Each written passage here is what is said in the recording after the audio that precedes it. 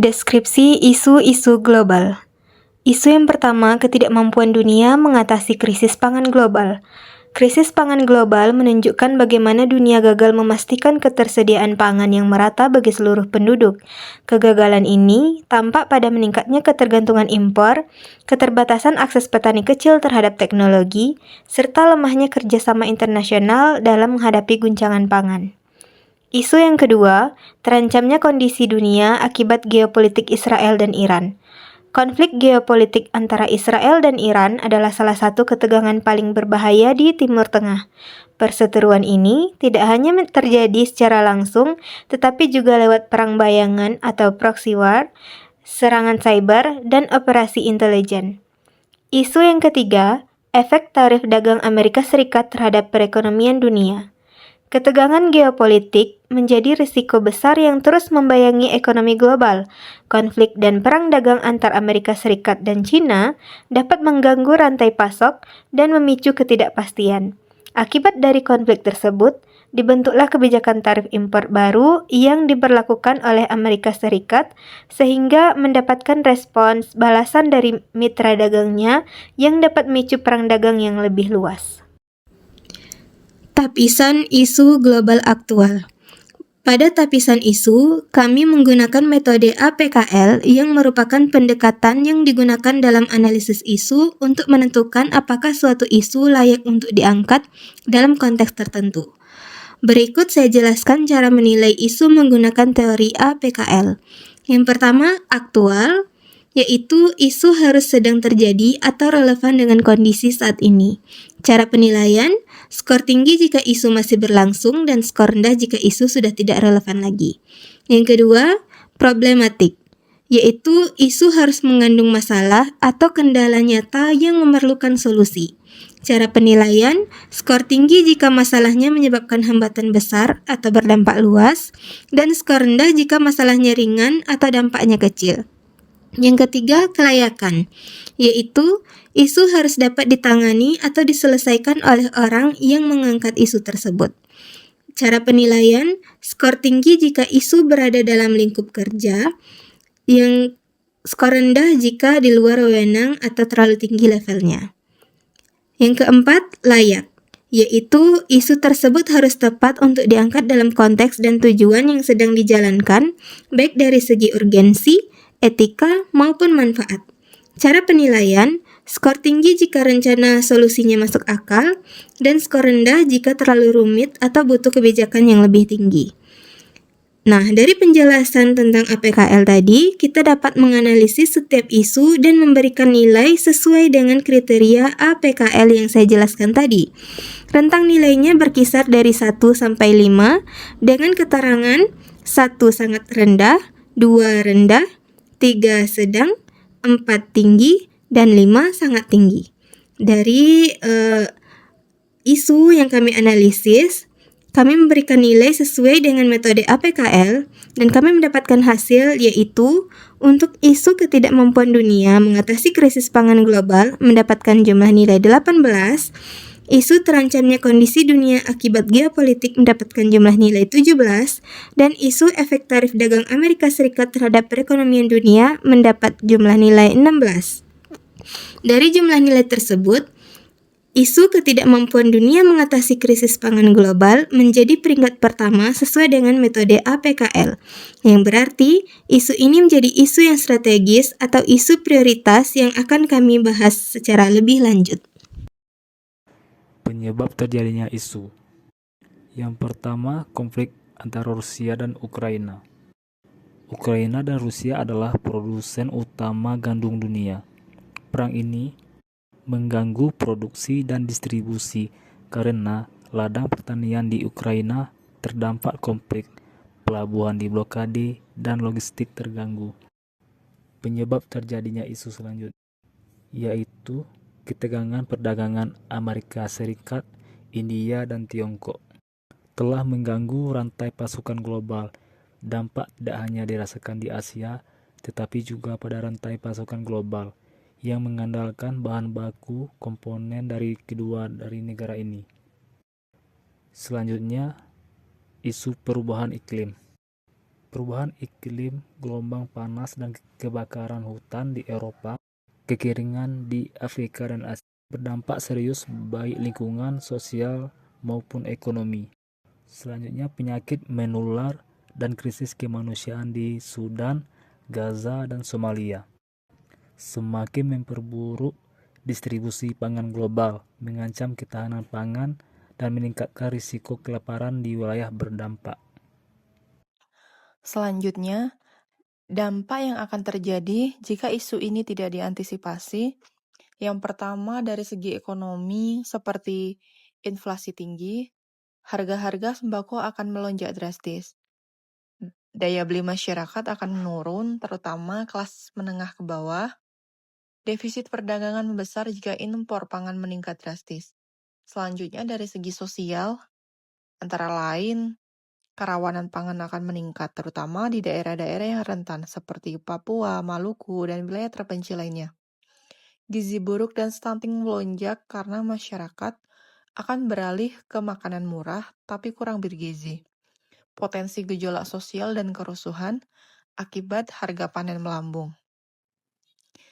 Selanjutnya dari segi politik dan stabilitas nasional, yaitu seperti ketidakpuasan publik bisa menurunkan kepercayaan pada pemerintah.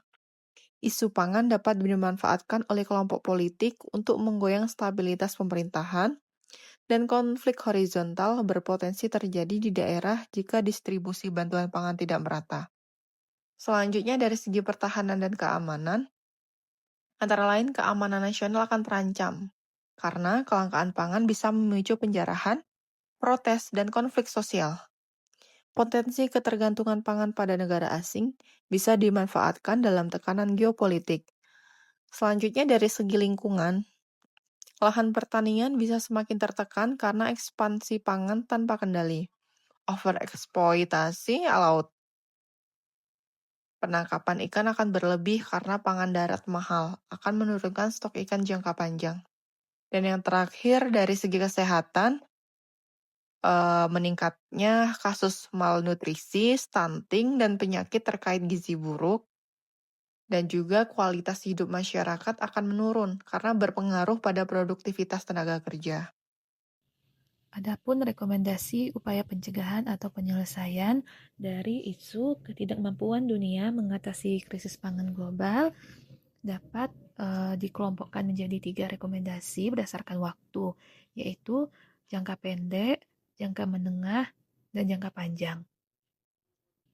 Rekomendasi dari jangka pendek yaitu dengan menstabilkan harga dan pasokan yang bertujuan untuk menjaga ketersediaan, menekan inflasi pangan, dan melindungi kelompok rentan dengan cara pertama, pada bidang intervensi pasar dan logistik. Contoh dari rekomendasinya yaitu mengaktifkan operasi pasar komoditas kunci seperti beras, gula, minyak goreng, daging, dan telur di wilayah inflasi tinggi.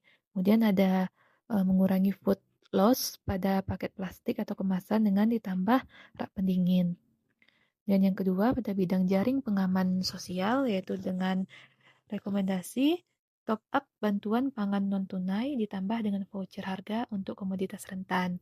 Yang ketiga, pada bidang kebijakan harga dan cadangan yaitu dengan menetapkan harga eceran tertinggi atau HET yang dinamis berbasis biaya ditambah margin wajar.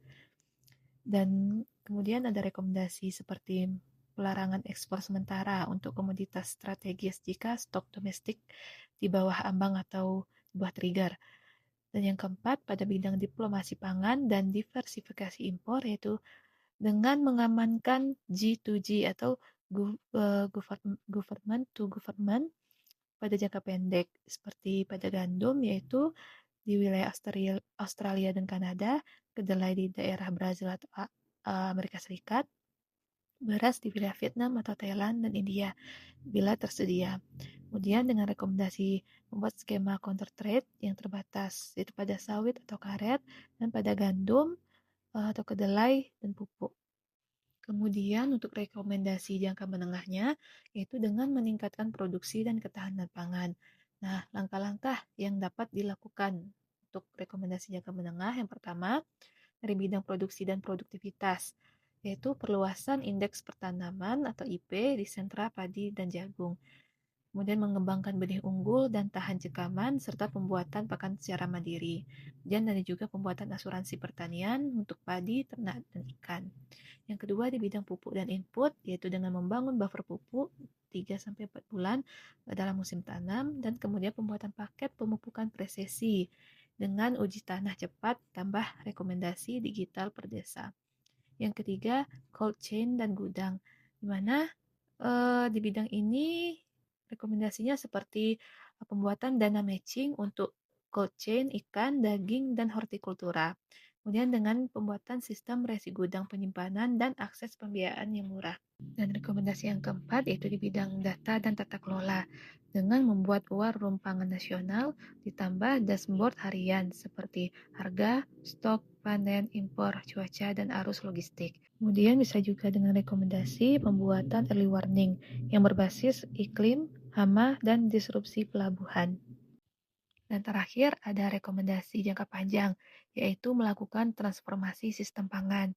Nah, adapun langkah-langkahnya sebagai berikut. Yang pertama di bidang infrastruktur dan landscape dengan membuat modernisasi irigasi, embung mikro, dan recharge air tanah.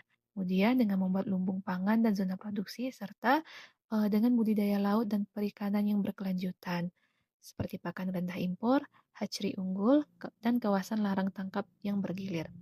Yang kedua, di bidang riset dan inovasi, situs seperti pembuatan digital agriculture dengan sensor yang murah dan menggunakan AI perakiraan hasil, serta adanya kredit berbasis data dan lahan, serta pembuatan perjanjian keamanan pangan regional untuk swap stok darurat 1-2 juta ton setara beras. Analisis isu, analisis SWOT. Analisis SWOT. Analisis SWOT adalah metode perencanaan strategis yang digunakan untuk mengidentifikasi dan memahami faktor internal maupun eksternal yang memengaruhi suatu organisasi, program, atau isu tertentu. Yang pertama, strength. Teknologi pertanian semakin maju, seperti bioteknologi dan smart farming. Ada lembaga internasional FAO dan WFP yang fokus mengatasi pangan. Yang kedua, weakness, ketergantungan impor pangan di banyak negara. Sistem distribusi global tidak merata. Yang ketiga, opportunity, tren pertanian berkelanjutan dan pangan lokal. Inovasi alternatif pangan seperti protein nabati dan lab-grown meat. Yang terakhir, threat, perubahan iklim seperti gagal panen, keringan, dan banjir. Konflik geopolitik seperti perang Ukraina dan Rusia, pasokan gandum terganggu. Kesimpulan, krisis pangan global merupakan permasalahan multidimensi yang tidak hanya disebabkan oleh keterbatasan produksi, tetapi juga mempengaruhi oleh distribusi yang tidak merata, perubahan iklim, konflik geopolitik, serta pola konsumsi masyarakat. Untuk mengatasi isu ini, dibutuhkan kerjasama internasional yang lebih kuat, inovasi teknologi pertanian yang berkelanjutan, diversifikasi sumber pangan, serta perubahan perilaku konsumsi agar tercipta ketahanan pangan yang adil dan berkelanjutan bagi seluruh umat manusia. Sekian dan terima kasih.